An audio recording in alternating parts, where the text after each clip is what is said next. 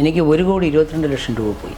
ഇവർ ഈ service department message ഇട്ടപ്പോഴത്തേക്ക് എന്നെ ആ വാട്സപ്പ് ഗ്രൂപ്പിൽ നിന്ന് റിമൂവ് ഈ കാശ് തിരികെ ചോദിച്ചപ്പോൾ ഗ്രൂപ്പിൽ നിന്ന് എക്സിറ്റ് ആപ്പിലും ലോഗിൻ ചെയ്യാൻ പറ്റത്തില്ല.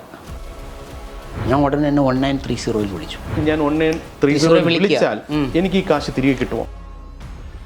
അപ്പം നമ്മൾ പുറത്തറിയുന്നതിനേക്കാൾ കൂടുതൽ അറിയാത്ത കേസുകളായിരിക്കാം. ആലപ്പുഴ ഡോക്ടർ കപ്പിൾ, ഞാൻ പേര് പറയുന്നില്ല, 7,60,00,000 രൂപ പോയി അദ്ദേഹത്തിന്. കണ്ടോ, ബാങ്ക് അക്കൗണ്ട് ഫോർ റെൻറ്റ്, കണ്ടോ, ഇത്രയും അക്കൗണ്ട്സ് വാടകയ്ക്കാണ്. അപ്പോൾ നമ്മളിവിടെ ഈ കടയിലൊരു സിം എടുക്കാൻ പോകുമ്പോഴാണ്.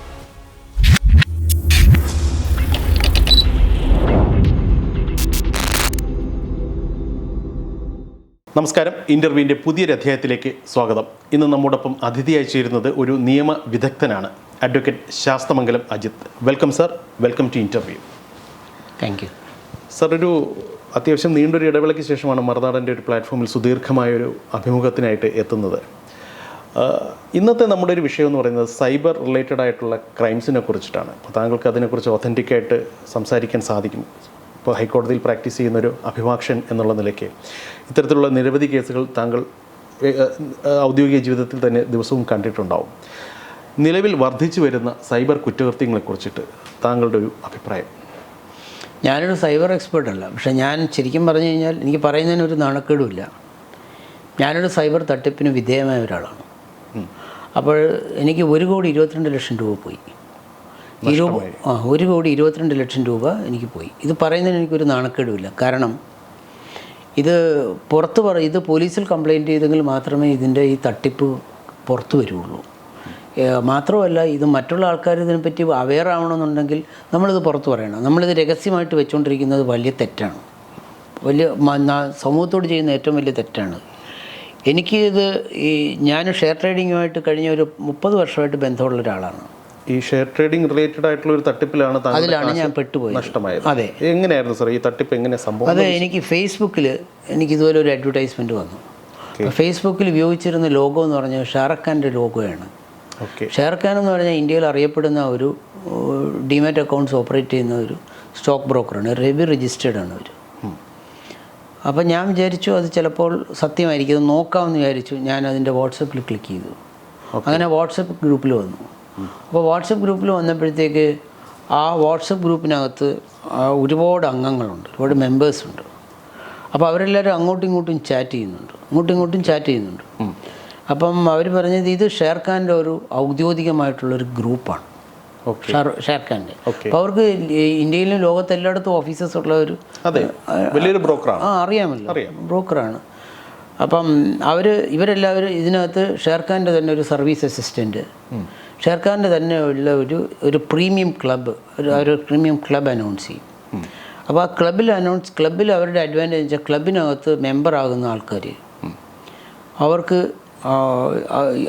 ഇവർക്ക് ഈ ബ്ലോക്ക് ട്രേഡ്സ് ചെയ്യാനായിട്ടുള്ള സംവിധാനം ഉണ്ടാവും. അപ്പോൾ ഈ ബ്ലോക്ക് ട്രേഡിംഗ് എന്ന് പറഞ്ഞാൽ ശരിക്കും അങ്ങനെ ഒരു സംവിധാനം ഉണ്ട്. അതായത് ഇപ്പം ഒരു കമ്പനിയുടെ ഒരു 40,000 അല്ലെങ്കിൽ 50 ലക്ഷം ഷെയർ അല്ലെങ്കിൽ 5 ലക്ഷം ഷെയർ ഒരുമിച്ചായിട്ടൊരു ബ്രോക്കർ മേടിക്കും. ബ്ലോക്ക് എന്നിട്ട് ഈ will distribute it to so many persons. അത് അങ്ങനെയുള്ള ബ്ലോക്ക് ട്രേഡ് ഉണ്ട്. മനസ്സിലായി. അപ്പോൾ ആ ബ്ലോക്ക് ട്രേഡ് വലിയ കമ്പനീസ്, വലിയ ബ്രോക്കേഴ്സ്, റെപ്യൂട്ടഡ് ബ്രോക്കേഴ്സാണ് അത് ചെയ്യുന്നത്. ഇറ്റ്സ് അലൗഡ്, പെർമിറ്റഡ് ആണത്. അപ്പോൾ അതിനകത്ത് നമുക്കൊരു സംശയം തോന്നേണ്ട കാര്യമില്ല. പിന്നെ ഒരു കാര്യം ഒന്ന് ചോദിച്ചോട്ടെ. ഇപ്പോൾ താങ്കൾ 30 വർഷമായിട്ട് ചെയ്തുകൊണ്ടിരിക്കുന്ന ട്രേഡിംഗ് ചെയ്യുന്ന ഒരാളാണെന്ന് പറഞ്ഞു. ഈ 30 വർഷമായിട്ട് താങ്കൾ യൂസ് ചെയ്യുന്നത് ഏത് ബ്രോക്കറുടെ സർവീസാണ് താങ്കൾ? ഞാൻ 30 വർഷമായിട്ട് ഞാൻ ഇങ്ങനെ SBI ഡിമാറ്റിൽ എനിക്ക് അക്കൗണ്ട് ഉണ്ട്. ഓക്കെ.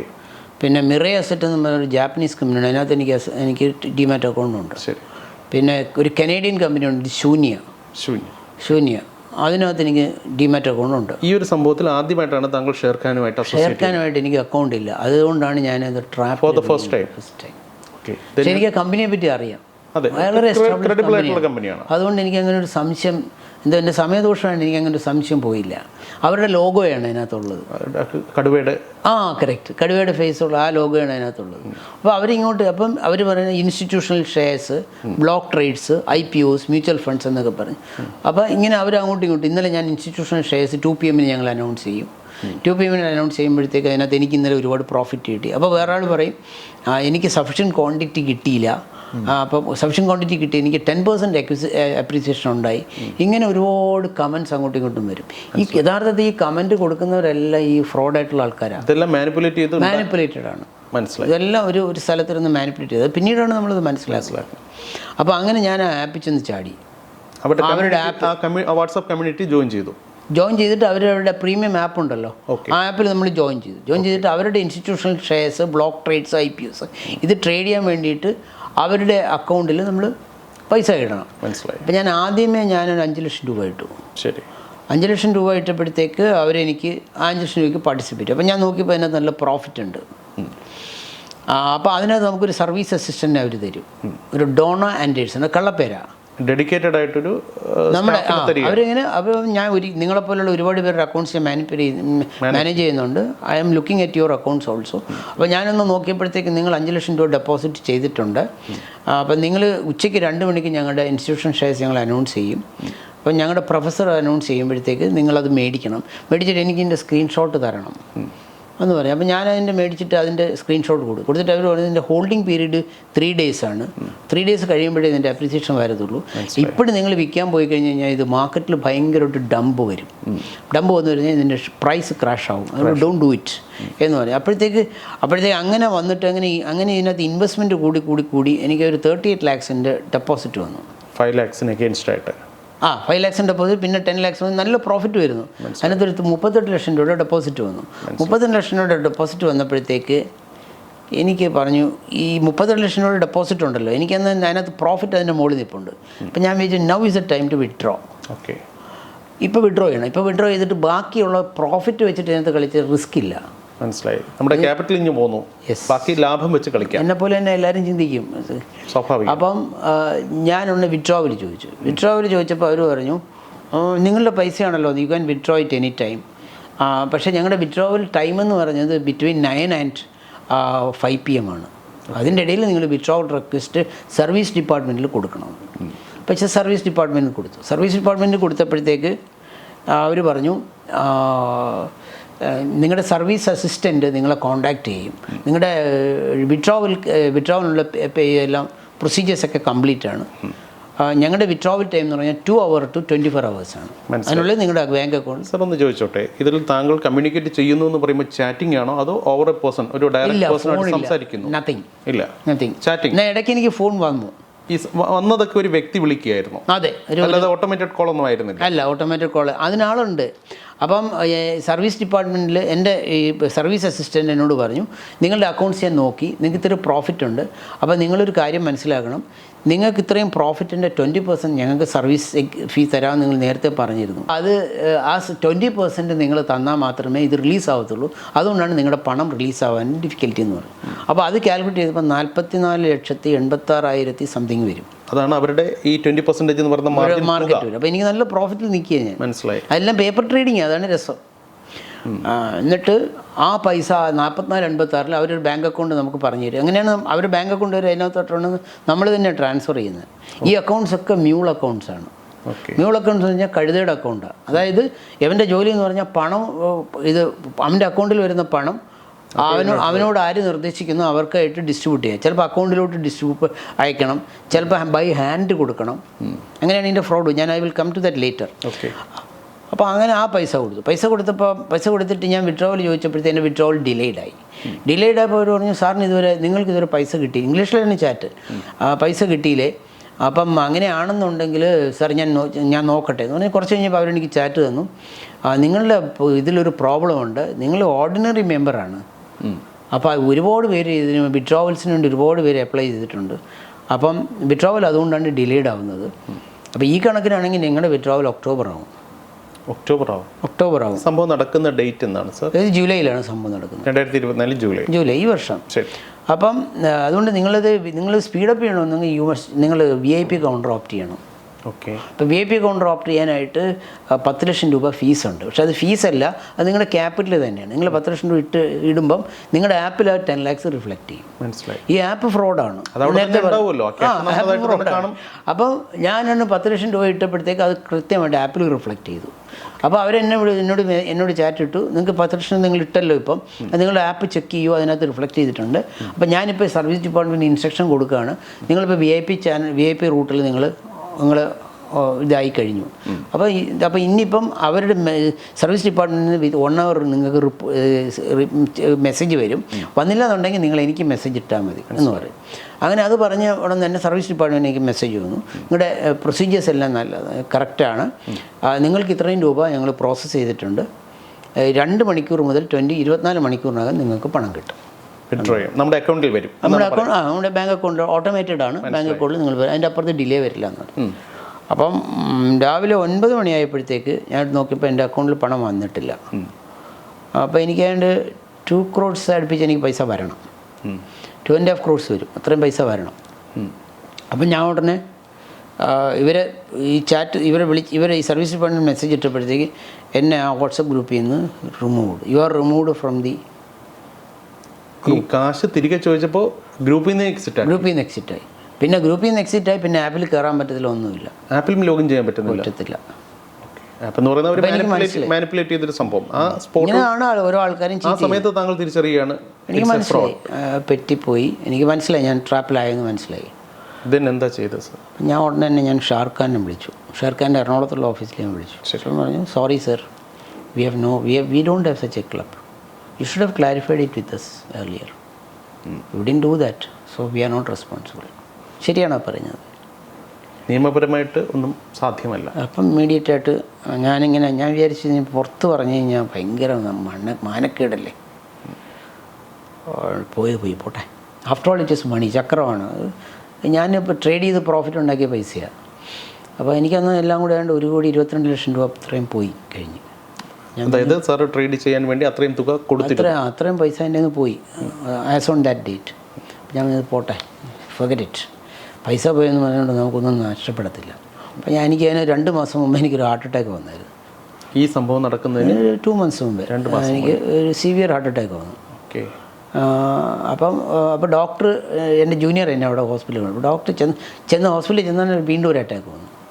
അപ്പോൾ അത് കഴിഞ്ഞ് ഡോക്ടർ എന്നെ സ്റ്റെൻഡ് ചെയ്തു. എനിക്ക് 90, 70, 80 അങ്ങനെ 3 ബ്ലോക്ക് ഉണ്ടായിരുന്നു. അപ്പോൾ ഡോക്ടർ സ്റ്റെൻഡ് ചെയ്തിട്ട് ഡോക്ടറിൻ്റെ അടുത്ത് പറഞ്ഞു, നിങ്ങൾ വരാനായിട്ടൊരു 15 മിനിറ്റ് വൈകിയിരുന്നെങ്കിൽ ഈ ടേബിൾ മാറിപ്പോയേനെ, പോസ്റ്റ്മോർട്ടം ടേബിളിലോട്ട് പോയേനെ. You came at the nick of the time. അപ്പം ഞാൻ വിചാരിച്ചു ദൈവത്തിൻ്റെ എന്തെങ്കിലും ഒരു മെസ്സേജ് ഉണ്ടാവും, അല്ലെങ്കിൽ in order to teach me a lesson. അപ്പം ഞാനിത് സർവൈവ് ചെയ്തില്ലേ, I survived a heart attack. പിന്നെ ഇതാണോ വലിയ കാര്യം? Forget it.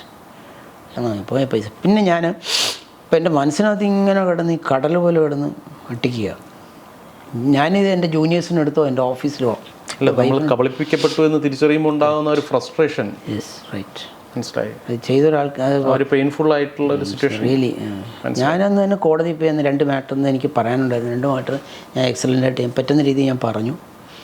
സംഭവം നടന്നതിന് ശേഷം താങ്കൾ കോടതിയിൽ പോയി? ഞാൻ ആരോടും പറഞ്ഞില്ല, എൻ്റെ ജൂനിയേഴ്സിനോട് ആരോടും ഒന്നും പറഞ്ഞില്ല. മനസ്സിലായി. ഞാൻ കോർട്ടിൽ പോയി, ഞാൻ കേസ് പറഞ്ഞു. തിരിച്ചു വന്ന് ഊണ് കഴിച്ചിട്ട് എനിക്ക് ഉച്ചയ്ക്ക് വർക്കില്ല. അപ്പോൾ എനിക്കങ്ങ് ഭയങ്കരമായിട്ട് തന്നെ ഇങ്ങനെ ഇത് ഗ്രിപ്പ് ചെയ്യുന്നു. ഹൈക്കോർട്ടിലായിരുന്നു, എറണാകുളത്ത്. അപ്പോൾ ഞാൻ പോയി കിടന്നപ്പോൾ എൻ്റെ മനസ്സ് ഇങ്ങനെ ഭയങ്കര തീ പിടിച്ചതുപോലെ. അപ്പം പറഞ്ഞു, നീ എന്ത് എന്ത് വിഡ്ഢിത്തരായി കാണിക്കുന്നത്? ഇതേപോലെ എത്ര പേർക്ക് പറ്റിയിട്ടുണ്ടാവും? നിനക്ക് ഇത്തരം കാര്യങ്ങളെപ്പറ്റി നന്നായിട്ട് അറിയാവുന്ന ഒരാളല്ലേ. Why don't you come up in open? ഇതാരെങ്കിലും നിന്നെപ്പോലെ കബളിക്കപ്പെടാനായിട്ടോ അല്ലെങ്കിൽ ഓൺ ദ വെർജിൽ നിൽക്കുന്ന ഒരുപാട് പേരുണ്ടാവും. Please inform. ഞാൻ ഉടനെ തന്നെ 1930 വിളിച്ചു. സൈബർ ഫ്രോണ്ട് സൈബർ വിങ്ങിനെ അറിയിക്കേണ്ട നമ്പറാണ്. പക്ഷേ ഞാൻ ലേറ്റാണ്, എൻ്റെത് ലേറ്റ് ആയിപ്പോയി. അതെ, മാക്സിമം ഒരു 3 മണിക്കൂർ. Within 1 hour. ഗോൾഡൻ അവർ എന്ന് പറയുന്നത് 1 hourനകത്താണെങ്കിൽ അവർക്ക് നമ്മളെ ഹെൽപ്പ് ചെയ്യാൻ പറ്റും. മനസ്സിലായി. പക്ഷെ അവർ പറഞ്ഞു നോ പ്രോബ്ലം. വളരെ ഹെൽപ്ഫുള്ളായിരുന്നു അവർ പറഞ്ഞു, നിങ്ങൾ ഇവിടുന്ന് വിളിക്കും, സമാധാനമായിട്ട് നിങ്ങൾ പറയൂ, നിങ്ങളുടെ ഓരോ അക്കൗണ്ട്സിൽ നിന്നും പോയിട്ടുള്ള UTR നമ്പർ അപ്പോൾ അവർ പറഞ്ഞു ഒരു കടലാസ് എടുക്കൂ, you can call me after 10 minutes. വളരെ ഹെൽപ്ഫുള്ളായിരുന്നു കേട്ടോ. അപ്പോൾ അങ്ങനെ പറഞ്ഞു. എന്നിട്ട് ശ്രദ്ധാപൂർവ്വം നിങ്ങളെ കടലാസിൽ നമ്പർ വളരെ കെയർഫുള്ളായിട്ട് എഴുതണം. ഈ UTR നമ്പേഴ്സ് എഴുതി ഡേറ്റും വെച്ചിട്ട് എന്നെ വീണ്ടും വിളിക്കും, I will answer your phone. അതുപോലെ അതിനകത്ത് UTR നമ്പർ കൊടുത്തിട്ട് പുള്ളി പറഞ്ഞ് കംപ്ലീറ്റ് അക്കൗണ്ട്സ് ഞങ്ങൾ ബ്ലോക്ക് ചെയ്തിട്ടുണ്ട്. പക്ഷേ അതിനകത്തൊന്നും പൈസ ഇല്ല. കംപ്ലീറ്റ് അക്കൗണ്ട്സ് ബ്ലോക്ക് ചെയ്തു. ഏത് അക്കൗണ്ടിലേക്കാണോ കാശ് പോയത് ആ അക്കൗണ്ട് ബ്ലോക്ക് ചെയ്തു. പക്ഷേ അന്നേരം ഈ ട്രാൻസ്ഫർ ചെയ്യപ്പെട്ട മണി അവിടെ നിന്ന് പോയി കഴിഞ്ഞു. എല്ലാം മ്യൂൾ അക്കൗണ്ട്സ് അല്ലേ, എല്ലാം പോകും. അപ്പോൾ വന്നു കഴിഞ്ഞാൽ തന്നെ ഫ്രോഡ് മണി വന്നു കഴിഞ്ഞാൽ ഇമ്മീഡിയറ്റ് ആയിട്ട് അവർ ഡിസ്പോസ് ചെയ്യണം. ഡിസ്പോസ് ചെയ്യും. പിന്നെ അവിടെ ഉണ്ടാവില്ല. പിന്നെ ഞാൻ ചെയ്തെന്ന് കഴിഞ്ഞാൽ പിന്നെ ഞാൻ ഷെയർഖാനല്ല ഈ കള്ള ആപ്പിനകത്തുണ്ടായിരുന്ന മുഴുവൻ നമ്പേഴ്സും ഞാൻ വിളിച്ചപ്പം ദൈവാധീനത്തിന് എനിക്ക് അതിനകത്ത് 10 പേരെ കിട്ടി. 10 നമ്പേഴ്സ്. എക്സിറ്റ് ആക്കിയെങ്കിലും അത് കിട്ടി. ആ നമ്പർ ഉണ്ട് നമ്മുടെ ഇതിനകത്ത് കിടക്കും, വാട്സാപ്പിൽ കിടക്കില്ലേ നമ്പർ. ആ നമ്പർ ഓരോന്നായിട്ട് എടുത്ത് വിളിച്ചു. അതിൽ 10 നമ്പർ എനിക്ക് ആൻസർ ചെയ്തു. ജെനുവിൻ ആയിരുന്നു. അവർ ജെനുവിൻ ആയിരുന്നു. അതായത് അവരെന്നെ പോലെ ഇതിനകത്ത് ഇത് വിശ്വസിച്ച് നിൽക്കുകയായിരുന്നു. കുറച്ച് ആൾക്കാർ മാത്രമല്ല, സാറിനെ പോലെ മറ്റു പലരും കബളിപ്പിക്കപ്പെട്ട അതിനകത്ത് നിൽക്കുകയായിരുന്നു. അപ്പം ഞാൻ പറഞ്ഞു, I want to tell you, I am removed from this group, this is my number, നിങ്ങൾ വേണം എന്നെ ഇങ്ങോട്ട് തിരിച്ചു വിളിച്ചോളൂ, I am so and so, you are going to be trapped. നിങ്ങൾ പൈസ ഇട്ടോ. കുറച്ച് ആൾക്കാർ 5 ലക്ഷം 10 ലക്ഷം ഒക്കെ ഇട്ട് നിൽക്കുന്ന ആൾക്കാരുണ്ട്. ഞാൻ ഇനി പൈസ ഇടല്ലേ, പൈസ പോകും, ഇത് ഫ്രോഡാണ് എന്ന് പറഞ്ഞാൽ എനിക്കൊരു 10 പേരെങ്കിലും എനിക്ക് രക്ഷിക്കാൻ പറ്റി. മനസ്സിലായി. I M so happy about it. എൻ്റെ പൈസ പോട്ടെ. പലരും അങ്ങോട്ട് തുടങ്ങിയിട്ടേ ഉള്ളൂ. പക്ഷെ ഒരുപക്ഷെ കുറച്ചുകൂടെ കഴിഞ്ഞിരുന്നെങ്കിൽ അവരും പിന്നെയും കാശിട്ടേനെ, ഒരുപാട് പൈസ പോയേനെ. പിന്നീട് ഞാൻ എന്നിട്ട് ഞാൻ ഇതുപോലെ ഒന്ന് പോലീസ് സ്റ്റേഷനിൽ പോയി. അപ്പോൾ അവർ പറഞ്ഞു, ഇത്രയും ഈ 20 lakhs മോഡലുണ്ടെങ്കിൽ ട്രിവാൻഡ്രത്ത് PTC ഉണ്ടല്ലോ, അത് പോലീസ് ട്രെയിനിങ് കോളേജിലുള്ള സൈബർ സ്റ്റേഷനാണ് അതിൻ്റെ ജൂറിസ്ഡിക്ഷൻ എന്നും പറഞ്ഞ് അവിടെ കൊണ്ടുവന്ന് ഞാൻ പരാതി കൊടുത്തിട്ട് എൻ്റെ ടീം ഒരു സ്പെഷ്യൽ ടീമിനെ കൊണ്ട് അന്വേഷിക്കണമെന്ന് ഞാൻ DGPക്ക് റെപ്രസെൻറ്റേഷൻ കൊടുത്തു. DGP പറഞ്ഞ എൻ്റെ പെറ്റീഷൻ കണ്ടിട്ട് ഇത്രയും വാല്യൂ ഉള്ളതുകൊണ്ട് ഇപ്പം ഞാൻ അതിനകത്ത് പെറ്റീഷനിൽ ആവശ്യം. നമ്മുടെ പോലീസിലൊരു ഹരിശങ്കർ IPS എന്നൊരു ഓഫീസർ അറിയാം. അദ്ദേഹത്തെ എനിക്കറിയാം. ഞാൻ കെവിൻ കേസ് പുള്ളിയായിരുന്നു. പുള്ളി കോട്ടയം SP ആയിരിക്കും. കെവിൻ കേസിൻ്റെ ഇൻവെസ്റ്റിഗേഷൻ പുള്ളി SP റീഡ് ചെയ്ത്. അപ്പോൾ എനിക്ക് അതിനകത്ത് ഡിഫൻസ്, ഓപ്പോസിറ്റ് സൈഡ് ഡിഫൻസ് ഉണ്ടായിരുന്നു. അപ്പോൾ ശരിക്കും പറഞ്ഞാൽ ഇയാളൊരു റോട്ടിഗിൾഡറാണ്. ഇയാളൊരു സാധനം കയറി കടിച്ചു കഴിഞ്ഞാൽ ഇയാൾ വിടത്തില്ല. അപ്പോൾ എനിക്ക് ആ കേസിനകത്ത് എനിക്ക് നല്ലപോലെ മനസ്സിലായി. അതിനകത്ത് ഇയാളിങ്ങനെ ഓരോ മിനിറ്റും ഇങ്ങനെ ഫോളോ അപ്പ് ചെയ്തുകൊണ്ടിരുന്ന ആ കേസ്, ആ കെവിൻ കേസ്. അപ്പോൾ ഞാൻ ഇയാളെ പറ്റി അന്വേഷിച്ചപ്പോൾ ഇയാളാണ് ബാങ്കിങ് ഫ്രോഡ് അന്വേഷിക്കാനായിട്ട് ഇയാൾ നല്ല എക്സ്പെർട്ടാണ്. അപ്പോൾ ഞാൻ പറഞ്ഞു, ഇയാളെ പിടിച്ച് ഇദ്ദേഹത്തെ എൻ്റെ ടീമിന് ഇൻവെസ്റ്റിഗേഷൻ പവേഴ്സ് കൊടുക്കണമെന്ന് പറഞ്ഞിട്ട് ഞാൻ പെറ്റീഷൻ കൊടുത്തിട്ട് ദൈവാധീനം കൊണ്ട് DG past an order, special team form ചെയ്യാൻ പറഞ്ഞു. അപ്പോൾ അങ്ങനെ സ്പെഷ്യൽ ടീമായി. അപ്പോൾ ഇപ്പോൾ അവർ ഇൻവെസ്റ്റിഗേറ്റ് ചെയ്യുന്നു. അതിനകത്ത് ഒരു മ്യൂൾ അക്കൗണ്ട് ഒരുത്തനെ പിടിച്ചു, കാലിക്കറ്റ് എന്നുള്ള ഒരുത്തനെ പിടിച്ചു, അറസ്റ്റ് ചെയ്തു. ഒരുത്തനെ കിട്ടി. അവൻ്റെ ഒന്നുമില്ല, അവൻ മ്യൂൾ അക്കൗണ്ടാണ്. അപ്പോൾ അവൻ്റെ അക്കൗണ്ടിൽ കൂടെ 6.5 ലക്ഷം രൂപ ട്രാൻസ്ഫർ. അതായത് കുറച്ച് ഡമ്മി അക്കൗണ്ട്സ് ക്രിയേറ്റ് ചെയ്യാൻ വേണ്ടി, അക്കൗണ്ട്സ് ജെനുവിനാണ്, പക്ഷേ കുറേ ഡമ്മി പേഴ്സൺസിനെ വെക്കുന്നു. അവരുടെ ഓപ്പറേഷന് വേണ്ടിയിട്ട് കുറച്ച് ഇടനിലക്കാരെ അവർ ക്രിയേറ്റ് ചെയ്തു. ഇവർക്ക് എന്താണ് ഇതിൽ ലാഭം? എന്താണ് ഇപ്പോൾ എൻ്റെ that is called as account for rent. ഇപ്പോൾ ഉദാഹരണത്തിന് ഞാൻ കാണിച്ചു തരാം. ഇപ്പം എന്താ Telegram channel, take the Telegram channel. ഉദാഹരണത്തിന് അങ്ങേക്ക് ഞാൻ കാണിച്ചു തരാം. ബാങ്ക് അക്കൗണ്ട് ഫോർ റെൻറ്റ് കണ്ടോ? ബാങ്ക് അക്കൗണ്ട് ഫോർ റെൻറ്റ് കണ്ടോ? ഇത്രയും അക്കൗണ്ട്സ് വാടകയ്ക്കാണ്. State Bank of India, DBS, ഇതെങ്ങനെയാണ്? ഇത് നിയമവിരുദ്ധമല്ലേ? ഇത് നിയമവിരുദ്ധമാണ്. ഇത് ടെലഗ്രാം ചാനൽ, ടെലഗ്രാമിൻ്റെ ആളിനെ റഷ്യയിൽ അറസ്റ്റ് ചെയ്തല്ലോ. ഇത് കണ്ടില്ലേ? Central bank of India, RBL. ഇതിനകത്തിപ്പോൾ നിങ്ങൾ മെസ്സേജ് കൊടുത്തു കഴിഞ്ഞാൽ കിട്ടും. Rewards are still available, dead line കണ്ടോ, പെയിൻ, SBI സ്റ്റേറ്റ്. ഇതിനെവിടെ ഇതെല്ലാം മ്യൂൾ അക്കൗണ്ട്സാണ്. അപ്പോൾ ഇത് ഇത് നമ്മൾ കൊടുത്തു കഴിഞ്ഞാൽ എൻ്റെ അക്കൗണ്ടിൽ കൂടെ എത്ര രൂപ പോകുമോ അതിൻ്റെ ഒരു പെർസെൻറ്റേജ് എനിക്ക് കമ്മീഷൻ കിട്ടും. നിയമവിരുദ്ധമാണെന്ന് അറിഞ്ഞുകൊണ്ട് തന്നെ ഈ മ്യൂൾ അക്കൗണ്ട് ഹാൻഡിൽ ചെയ്യുന്നതിൽ മലയാളികളാണ് കൂടുതലും. മലയാളികൾ ഒരുപാട് പേരുണ്ട്. ഈ വർഷം 225% ആണ് ഇംഗ്ലീഷ്. മലപ്പുറം കേന്ദ്രീകരിച്ചാണോ ഇത്തരത്തിലുള്ള സിം? മലപ്പുറത്ത് നിന്ന് അറസ്റ്റ് ചെയ്തു. ഇതിങ്ങനെ ഇപ്പോൾ ഈ സൈബർ ഫ്രോഡ് ഓപ്പറേറ്റ് ചെയ്യണമെങ്കിൽ ഇപ്പോൾ എൻ്റെ സിം വെച്ച് സൈബർ ഫ്രോഡ് ഓപ്പറേറ്റ് ചെയ്യാൻ പറ്റത്തില്ല. കാരണം എൻ്റെ സിം എൻ്റെ പേരിലുള്ള സിമ്മാണ്. അപ്പോൾ അത് എളുപ്പം പോലീസിന് കണ്ടുപിടിക്കാൻ പറ്റില്ലേ, ട്രാക്ക് ചെയ്യാൻ പറ്റും തന്നെ. അപ്പോൾ എനിക്ക് വേറെ കള്ള സിമ്മ് വേണം. അപ്പോൾ കള്ള സിമ്മ് വേണമെന്നുണ്ടെങ്കിൽ ഈ സിമ്മ് വിൽക്കുന്ന ആൾക്കാരുണ്ട്. അപ്പോൾ അതെങ്ങനെ ഒരു ഇൻസ്റ്റൻസ് ഞാൻ പറയാം. ഇപ്പം ഞാൻ സിം എടുക്കാൻ പോയപ്പോൾ ഞാൻ സിം എടുത്തിട്ട് എൻ്റെ ഫിംഗർ കൊടുക്കണം. അറിയാമല്ലോ, എൻ്റെ ഫിംഗർ കൊടുക്കണം. അയാൾ എൻ്റെ അടുത്ത് പറയും, സാറേ ഫിംഗർ പതിഞ്ഞില്ല സാറേ, ഒന്നുകൂടെ ചെയ്യ് സാറേ എന്ന് പറയും. അപ്പോൾ ഞാൻ ഒന്നുകൂടെ കൊടുത്തു. എൻ്റെ ഫിംഗർ പതിഞ്ഞില്ലല്ലോ, എൻ്റെ പേരിൽ വേറെ ഡ്യൂപ്ലിക്കേറ്റ് സിം ഉണ്ടായി. അതായത് നമ്മൾ പോലും അറിയാതെ നമ്മുടെ പേരിൽ ഒന്നിലധികം സിമ്മുകൾ ഒന്നിലധികം സിം ഉണ്ടാവും. അപ്പോൾ നമ്മൾ ഇവിടെ ഈ കടയിൽ ഒരു സിം എടുക്കാൻ പോകുമ്പോഴാണ് ആദ്യം ഇനിയുള്ള വേൾഡ് എന്ന് പറയുന്നത് ഭയങ്കര ശ്രദ്ധയുള്ള ആൾക്കാരുടെ വേൾഡാണ്. ഇന്ന് നമുക്ക് ജീവിക്കാൻ പറ്റത്തില്ല. ഇന്നിപ്പോൾ എനിക്കിപ്പോൾ വാട്സപ്പിൽ ഒരു മെസ്സേജ് വന്നു. ഒരു സോഫ്റ്റ്വെയർ കമ്പനിയുടെ, ഹൈദരാബാദിലൊരു സോഫ്റ്റ്വെയർ കമ്പനിയുടെ CEO അദ്ദേഹത്തിൻ്റെ അക്കൗണ്ടിൽ നിന്ന് 16 ലക്ഷം രൂപ അപ്രത്യക്ഷമാകുന്നു. പോലീസ് 16 ലക്ഷം രൂപ. അപ്പോൾ അദ്ദേഹം തലകുത്തിന് നിന്നിട്ടും ഇത് കണ്ടുപിടിക്കാം, പോലീസിനെ അന്വേഷിച്ചിട്ട് കണ്ടുപിടിക്കാൻ പറ്റുന്നില്ല, ഒരു ട്രാക്ക് കിട്ടുന്നില്ല. അവസാനം ഇത് അന്വേഷിച്ച് വന്നപ്പോഴത്തേക്ക് അവസാനം പോലീസ് CCTV ചെക്ക് ചെയ്യാൻ നോക്കി. അപ്പോൾ CCTV ചെക്ക് ചെയ്തപ്പോഴത്തേക്ക് ക്ലീനിങ് സ്റ്റാഫ് ഇദ്ദേഹത്തിൻ്റെ മൊബൈൽ ചാർജ് ചെയ്യുന്ന ചാർജർ ഉണ്ടല്ലോ, ചാർജർ മാറ്റിയിട്ട് വേറൊരു ചാർജർ അവിടെ പ്ലേസ് ചെയ്തിട്ടുണ്ട്. അതേപോലത്തെ മറ്റൊരു ചാർജർ, അതേപോലത്തെ ഒരു ഇലക്ട്രോണിക് യെസ്, അത് വെച്ചിട്ട് കംപ്ലീറ്റ് ഡാറ്റ തെഫ്റ്റായി. മനസ്സിലായി. അങ്ങനെ ആയിരിക്കാം പോയിട്ടുള്ളത്. അങ്ങനെയാണ് പോയത്. അവസാനം അത് ഐഡന്റിഫൈ ചെയ്തു, തപ്പി പിടിച്ച് ഐഡന്റിഫൈ. മനസ്സിലായി സാർ. ഇപ്പം നമ്മുടെ ആലപ്പുഴയിൽ ഒരു ഡോക്ടർ കപ്പിൾ, ഞാൻ പേര് പറയുന്നില്ല, 7,60,00,000 രൂപ പോയി അദ്ദേഹത്തിന്. 7,60,00,000 ഇതേ രീതിയിലാണോ? ഇതേ രീതിയിൽ തന്നെ ഷെയർ ട്രേഡിങ്. എൻ്റെ ആപ്പ് ഷെയർഖാൻ്റെ ഇപ്പോൾ ഓരോ ആപ്പാണ്. ഇപ്പം തന്നെ ഫേസ്ബുക്ക് എടുത്ത് നോക്കുന്നത് ഇപ്പം തന്നെ ശരിക്കും ഇപ്പോൾ ഷെയർഖാൻ പോലെയുള്ള എന്താ പറയുക വ്യവസ്ഥാപിതമായി നിയമാനുസൃതമായി പ്രവർത്തിക്കുന്ന ഈ സ്ഥാപനങ്ങൾക്ക് തങ്ങളുടെ പേരിൽ നടക്കുന്ന തട്ടിപ്പുകൾ തടയാൻ അവർക്കൊന്നും ചെയ്യാൻ പറ്റില്ല. തീർച്ചയായിട്ടും നിങ്ങൾ ചോദിച്ചത് വളരെ റെലവൻ്റ് ആയിട്ടുള്ള ക്വസ്റ്റ്യനാണ്. ഇപ്പം നിങ്ങളിപ്പോൾ ഷെയർഖാൻ പോലെ ഒരു സ്ഥാപനം നടത്തുന്ന ഒരാളാണ്. ഇപ്പം നിങ്ങളുടെ പേരിൽ ഞാനിങ്ങനെ ഒരു ഫ്രോഡ് തുടങ്ങുന്നു, നിങ്ങൾ ഇമ്മീഡിയറ്റ് ആയിട്ട് നിങ്ങൾ പോലീസിൽ ഇൻഫോം ചെയ്യണം. അവരെ ചെയ്യുന്നില്ല. ഇപ്പം നിതിൻ കമ്മത്തിൻ്റെ പേരിൽ ഇപ്പോൾ ഒരു ആപ്പുണ്ട്, സിറോദ. 470 കോടിയുടെ ആസ്തിയുള്ള ആളാണ് നിതിൻ കമ്മത്ത്. അദ്ദേഹം എന്തുകൊണ്ട് കംപ്ലയിൻറ്റ് ചെയ്യുന്നില്ല? അവർക്ക് എന്തായിരിക്കും ഇത് താല്പര്യം? അവർക്ക് ഇത് നോട്ട് ബോധേഡ് അബൌട്ട് ഇറ്റ്. അതാണ് എൻ്റെ കാര്യം. അവർക്ക് ഇതിൻ്റെ പുറകെ പോകാൻ അവർക്ക് സമയമില്ല. ഒരുപക്ഷേ ഒരു തട്ടിപ്പ് കമ്പനിയെ അവർ റിപ്പോർട്ട് ചെയ്തത് പൂട്ടിച്ചാൽ മറ്റൊരു പേരിൽ അല്ലെങ്കിൽ വീണ്ടും വരും. അപ്പോൾ ഇതിന്റെ പിന്നാലെ പോയാൽ പിന്നെ അതിനെ സമയം കാണുമെന്ന തിരിച്ചറിവായിരിക്കും. അവൻ ആദ്യമേ വന്നു വെച്ചാൽ സിറോദ VIP ഒരു ഗ്രൂപ്പ്, സിറോദ D100 ഒരു ഗ്രൂപ്പ്, സിറോദ ഫയർ അടുത്ത ഗ്രൂപ്പ്, ഉടനൊരു ഗ്രൂപ്പ് ഉണ്ടാക്കുക. ഇങ്ങനെ ആൾക്കാരെ കബളിപ്പിച്ചുകൊണ്ടേയിരിക്കുകയാണ്. ഇതിനകത്ത് കിട്ടുന്ന പ്രോഫിറ്റ്സ് എന്ന് പറഞ്ഞാൽ ഫിനോമിനലാണ്. കണ്ടവൻ്റെ കാശാണ്. നമ്മൾ വിചാരിക്കുന്നത് പ്രോഫിറ്റ് ഒന്നുമല്ല, കോടിക്കണക്കിന് രൂപയുടെ പ്രോഫിറ്റാണ്. ഇപ്പം ഇവർ ഈ ആലപ്പുഴക്കാർ പോയിട്ട് ഭഗവാൻ റാം എന്നും പറഞ്ഞ ഒരാളെ അറസ്റ്റ് ചെയ്തു. നോർത്ത് ഇന്ത്യയിൽ നിന്ന്, ബാംഗ്ലൂർ തുങ്കൂറിൽ നിന്ന് അറസ്റ്റ് ചെയ്തു. അവൻ്റെ പ്രായം എത്രയാണെന്നറിയാമോ? You will not believe it. 23 വയസ്സ്. 23 വയസ്സ്. അവനാണ് ഇന്ത്യയിൽ ഒരുപാട് ഈ ഫ്രോഡ് നടത്തുന്ന അവന്, ഒരുപാട് അക്കൗണ്ട്സ് നിയന്ത്രിക്കുന്നതും. പിന്നെ ഈ അക്കൗണ്ട്സ് എല്ലാം കൂടെ മാനേജ് ചെയ്തിട്ട് ഇത് കംപ്ലീറ്റ് ക്രിപ്റ്റോ ആക്കിയിട്ട് ഇത് ചൈനയിലോട്ട് ട്രാൻസ്ഫർ ചെയ്യും മണി. ചൈന, കംബോഡിയയാണ് ഇതിൻ്റെ കേന്ദ്രം. സർ, നേരത്തെയൊക്കെ നമ്മൾ കേട്ടിരുന്നത് അല്ലെങ്കിൽ നമ്മളെ അവെയർ ആക്കാനായിട്ട് അധികൃതർ ശ്രമിച്ചിരുന്നത് നിങ്ങളുടെ ID പ്രൂഫൊക്കെ ഫോട്ടോസ്റ്റാറ്റ് എടുക്കാനായിട്ട് കടകളിൽ കൊടുക്കുമ്പോൾ, ഫോർ എക്സാമ്പിൾ എൻ്റെ ആധാർ കാർഡ് അല്ലെങ്കിൽ ഡ്രൈവിംഗ് ലൈസൻസ് ഫോട്ടോ കോപ്പി എടുക്കാൻ നമ്മൾ കൊടുക്കുമ്പോൾ നമ്മൾ പോലും അറിയാതെ ഒരു കോപ്പിക്ക് വരെ 2 കോപ്പി പ്രസ് ചെയ്താൽ അതിവിടെ 2 കോപ്പി പ്രിന്റ് എടുത്തിട്ടുണ്ടോ ശ്രദ്ധിക്കില്ല. ഞാൻ ഇപ്പം നിങ്ങൾ പറഞ്ഞില്ലേ ഈ ഒരു കാര്യം.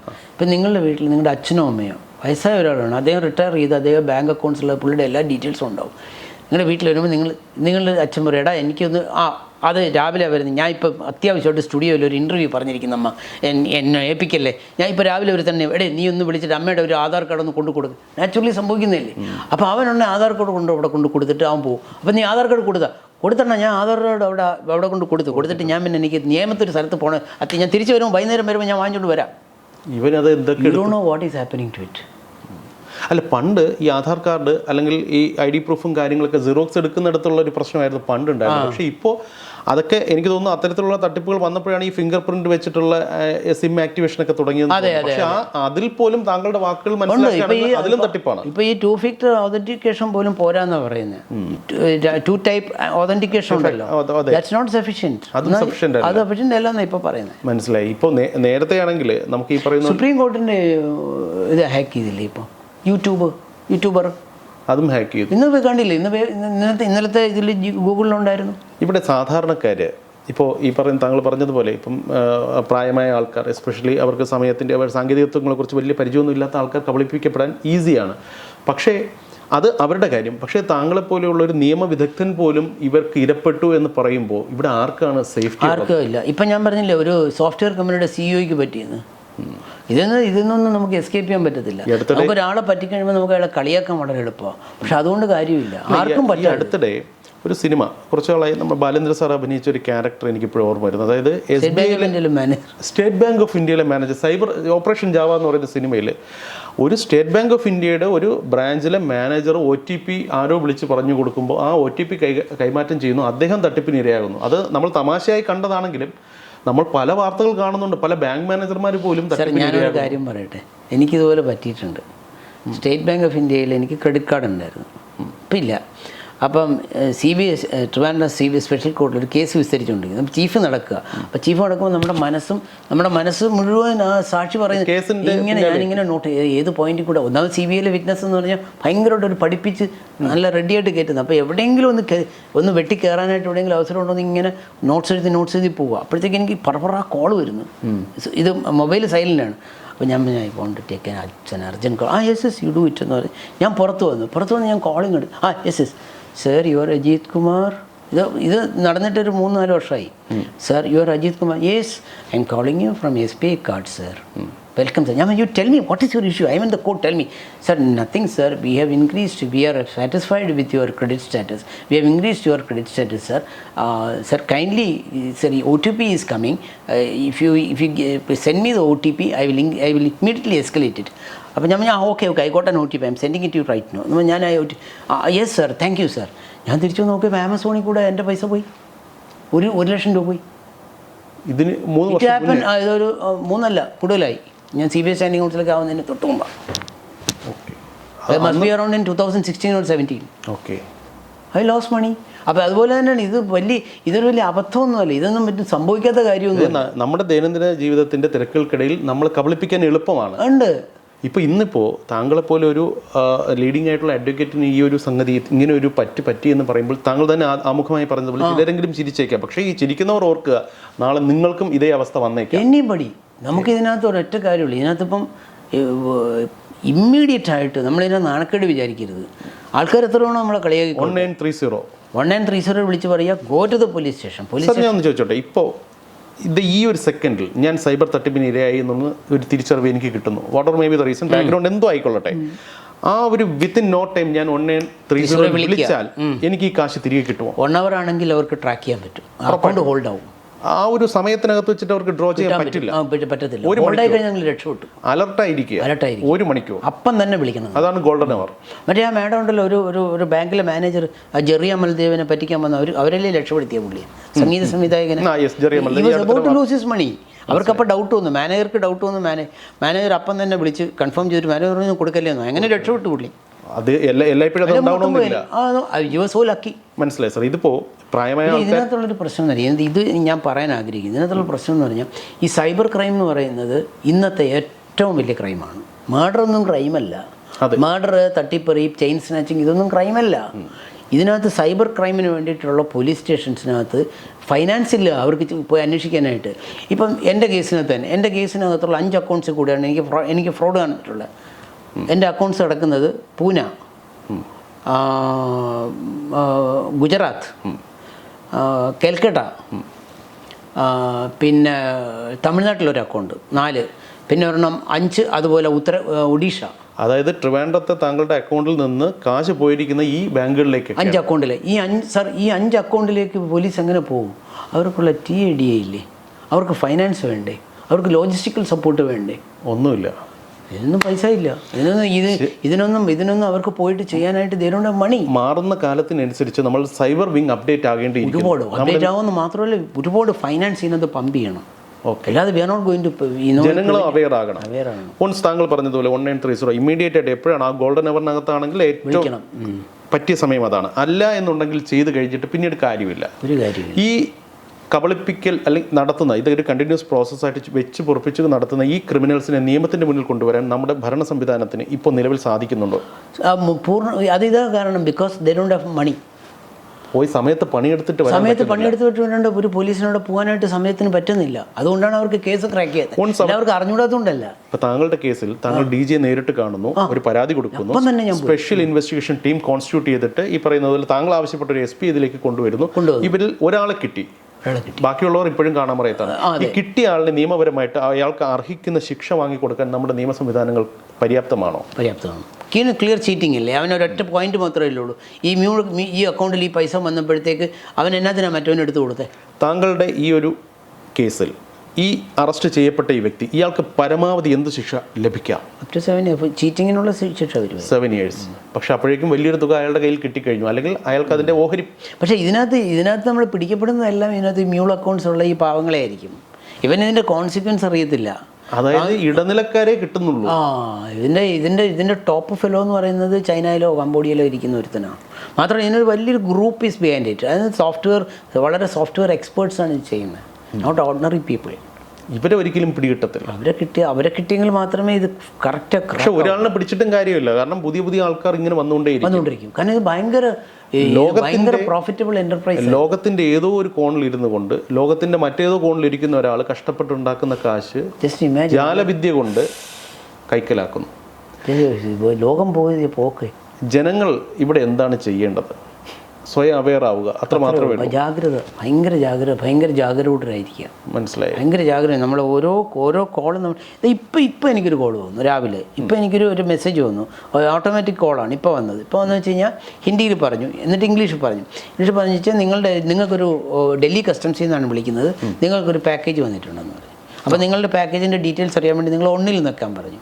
അപ്പോൾ ഒന്നിൽ ഞെക്കുമ്പോഴത്തേക്ക് അവർ പറയും എൻ്റെ ഡ്രഗ്സ് ഉണ്ട് വന്നിട്ടുണ്ടെന്ന് പറഞ്ഞിട്ട് അവർ പൈസ അടയ്ക്കാൻ പറയും. പിന്നെ എന്നെ സമാനമായ സാഹചര്യത്തിൽ പാറ്റൂരൊരു ചാർട്ടേഡ് അക്കൗണ്ടന്റിൽ നിന്ന് 1 കോടി രൂപ അമേരിക്കയിലുള്ള മകനകത്താകത്തിരിക്കണമെങ്കിൽ കാശ് തരണമെന്ന് പറഞ്ഞു. അതുണ്ട്. വേറെ MLA-യുടെ ഇത് വന്നു. ഒരുപാട് പേര്, പലരും എനിക്ക് തോന്നുന്നു ഇപ്പം നമ്മൾ പുറത്തറിയുന്നതിനേക്കാൾ കൂടുതൽ അറിയാത്ത കേസുകളായിരിക്കാം. സീനോ സാർ, ഇപ്പം അതിനകത്തൊരു ഇപ്പം സപ്പോസ് ലോസ് ബ്ലാക്ക് മണി പറയത്തില്ല, പറയാൻ പറ്റത്തില്ല. എനിക്ക് തോന്നുന്നു ഇങ്ങനെയുള്ള കാശായിരിക്കും കൂടുതലും നഷ്ടമായിട്ടുണ്ടാവുക, നമ്മൾ അറിഞ്ഞതിനേക്കാൾ കൂടുതൽ. Maybe. കാരണം വെച്ചാൽ ഇതിനകത്ത് ഇപ്പോൾ FIR-നകത്ത് ഈ പൈസ വന്നു കഴിഞ്ഞാൽ you are answerable to the income tax next year. അടുത്ത റിട്ടേൺസിൽ ഇത് കാണിക്കണ്ടേ? മനസ്സിലായി. അങ്ങനെ വരുമ്പോൾ കള്ളത്തരം ഉള്ളതുകൊണ്ട് ഇവർക്ക് മിണ്ടാനും പറ്റത്തില്ല. എനിക്ക് തോന്നുന്നു തട്ടിപ്പുകാർക്ക് ഇത്രയും എന്താ പറയുക, ഒരു വർദ്ധിത വീര്യത്തോടു കൂടി മുന്നോട്ട് പോകാൻ സഹായകരമാകുന്നത് അവർ തട്ടുന്ന മണിയുടെ ഒരു സെർട്ടൺ പെർസെൻറ്റേജ് മാത്രമേ പരാതിയായി ചെല്ലുന്നു എന്നുള്ളതാണ്. സോ നമ്മളിപ്പോൾ മൊബൈൽ ഫോൺ ഉപയോഗിക്കാത്ത ആൾക്കാരില്ല, എസ്പെഷ്യലി സ്മാർട്ട് ഫോൺ ആണ്. അതിൻ്റെ പ്രായമായി അതിനെക്കുറിച്ച് അതിൻ്റെ സാങ്കേതികത്വം അത്ര കണ്ട് വശമില്ലാത്ത ആൾക്കാർ പോലും സ്മാർട്ട് ഫോൺ ആണ് ഉപയോഗിക്കുന്നത്. പക്ഷേ നമ്മൾ പലപ്പോഴും പല ആപ്പ് ഇൻസ്റ്റാൾ ചെയ്യുമ്പോൾ സോ അതിൻ്റെ എഗ്രിമെൻറ്റ്സ്, ടേംസ് ആൻഡ് കണ്ടീഷൻസ് എല്ലാം നമ്മളിങ്ങനെ ജസ്റ്റ് സ്ക്രോൾ ഡൗൺ ചെയ്തിട്ട് താഴെ ഐ അഗ്രീഡ് എന്ന് പറഞ്ഞ് ക്ലിക്ക് ചെയ്ത് വിടുകയാണ്. ഞാനും ചെയ്തിട്ടുണ്ട്, നാളെയും ചെയ്യും. പക്ഷേ ഇതിലൊക്കെ ഒരു കെണി ഒളിച്ചിരിക്കുന്നുണ്ട് എന്ന് പറഞ്ഞു കഴിഞ്ഞാൽ ഭയക്കേണ്ടതല്ലേ? ഭയക്കേണ്ടതാണ്. മാത്രമല്ല ഇതിനകത്ത് ഇപ്പം വന്നിട്ടില്ല. ഇപ്പോൾ ഗൂഗിളിലാണെങ്കിൽ പ്ലേ സ്റ്റോറിൽ ചെന്ന് കഴിഞ്ഞാൽ ഒരു ആപ്പ് നമ്മൾ നോക്കും. ഇപ്പോൾ ഒരു ആപ്പ് ഡൗൺലോഡ് ചെയ്ത് അതിനകത്ത് വെരിഫൈഡ് എന്നുണ്ടോ ഇപ്പുറത്ത്. ഇപ്പോൾ ഗൂഗിൾ അത് വെരിഫൈ ചെയ്യുന്നുണ്ട്. ചിലത് ഇത് വെരിഫൈഡ് ആണെങ്കിൽ വിശ്വസിക്കാം. അതുകൊണ്ടാണ് ഇവൻ ഈ ആപ്പ് നമുക്ക് തരുന്നത് എങ്ങനെയാണെന്ന് വെച്ച് കഴിഞ്ഞാൽ, ഇപ്പോൾ ഫേസ്ബുക്ക് കാണിക്കുന്നത് ഏറ്റവും വലിയ തെറ്റാണ് അവർ കാണിക്കുന്നത്. ഫേസ്ബുക്കിൽ മുഴുവൻ അഡ്വർടൈസ്മെന്റ്സാണ് ഈ ഫ്രോഡുകളുമാരുടെ അഡ്വർടൈസ്. കാശ് കൊടുത്തു കഴിഞ്ഞാൽ ആരുടെ പരസ്യം ഫേസ്ബുക്കും കറക്റ്റ്. ഫേസ്ബുക്ക് മുഴുവൻ ഫ്രോഡാണ്. നിങ്ങളിപ്പോൾ ഫേസ്ബുക്ക് എടുത്ത് മുഴുവൻ ഫ്രോഡാണ്. ഫേസ്ബുക്കിനകത്ത് ദിവസം ഒരു 100 അഡ്വർടൈസ്മെന്റ്സ് എങ്കിലും ഇത് ഫ്രോഡായിട്ടുള്ള. നമ്മൾ ഒരിക്കലും ഒരു ട്രേഡിങ്ങിലോ അല്ലെങ്കിൽ സംതിങ് റിലേറ്റഡ് ടു ഡിമാറ്റ് ആയിട്ടുള്ള എന്തെങ്കിലും സെർച്ച് ചെയ്ത് കഴിഞ്ഞാൽ പിന്നെ നമ്മുടെ പാരാമീറ്റേഴ്സിലല്ല, നമ്മുടെ സോഷ്യൽ മീഡിയയിലെല്ലാം ഇതിന്റെ പരസ്യമായിരിക്കും. ഇതിൽ ഏതാണ് ജെന്യുവിൻ ഏതാണ് ഫ്രോഡ് എന്നുള്ളത് നമുക്ക് വിശ്വസിക്കാൻ പറ്റത്തില്ല. പഴയ ആ ഒരു എഴുത്തുകുത്ത് കാലത്തേക്ക് തന്നെ തിരികെ പോകേണ്ടി വരും എന്നുള്ളതാണ് നിലവിലെ അവസ്ഥ സൂചിപ്പിക്കുന്നത്. അല്ല, ഇത് നമ്മുടെ ഈ ഡിജിറ്റലൈസേഷൻ വന്നതോടുകൂടി actually what has happened is കുടത്തിനകത്തുള്ളൊരു ഭൂതത്തെയാണ് തുറന്നു വിട്ടിരിക്കുന്നത്. പക്ഷെ എനിക്കോ നിങ്ങൾക്കോ ഇനി അതില്ലാതെ ജീവിക്കാൻ പറ്റത്തില്ല. ഈ പിടിക്കപ്പെട്ട ആൾക്കാർ ഇപ്പോൾ താങ്കളുടെ കേസിൽ തന്നെ ഒരാളെ പിടിച്ചു എന്ന് പറഞ്ഞു, അയാളുടെ അക്കൗണ്ടിൽ കാശൊന്നുമില്ല, അതൊക്കെ ഓൾറെഡി ഡിസ്പോസ് ആയിപ്പോയി. ഇവരെ വെച്ചിട്ട് ഈ കാശ് വസൂലാക്കാൻ ഒരു സംവിധാനങ്ങളും ഉണ്ടാകും? അവനൊന്നും ഇല്ലല്ലോ, പാവപ്പെടാം. നമുക്ക് വല്ല കൊടുത്താൽ കൊള്ളാം.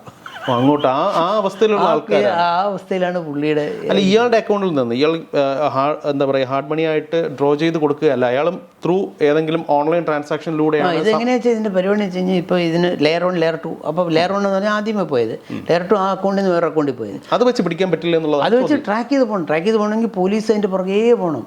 അപ്പോൾ അതിന് അവർക്ക് പൈസ വേണ്ടേ? ചുമ്മാ പോകാൻ പറ്റും. അങ്ങനെ പൊയ്ക്കൊണ്ടിരിക്കുന്നുണ്ടെങ്കിൽ കാശ് വേണം, കിട്ടും, പൈസ വേണം, കിട്ടും. പൈസ എന്ന് വെച്ചാൽ പോലീസിന് ഈ ട്രാവൽ ചെയ്യാനായിട്ടുള്ള പൈസയും കാര്യങ്ങളും വേണ്ടേ? ഇവിടുന്ന് ഒരു ടീം ഓഫ് പോലീസ് ഓഫീസേഴ്സ് മഹാരാഷ്ട്രയിൽ കിടന്ന ഒരുത്തനെ പിടിക്കാൻ ചുമ്മാ പോയിട്ട് പിടിക്കാൻ പറ്റുമോ? ഇവിടുന്ന് അവർ പോലീസ് പോയിട്ട് ആദ്യമേ പോയിട്ട് അവനെ റെക്കഗ്നൈസ് ചെയ്തിട്ട് അവൻ എവിടെയുണ്ട്, എന്താണ്, അവനെ ഐഡൻറ്റിഫൈ ചെയ്ത് അവനെ പറ്റി കൃത്യമായിട്ട് അറിഞ്ഞ്. ടെക്സ് ടൈം, ഒരുപാട് വർക്ക് എൻ്റെ പുറകിലില്ലേ. ഇതിൻ്റെ പുറകെ ഇറങ്ങി കയറി നടന്നാൽ കിട്ടും.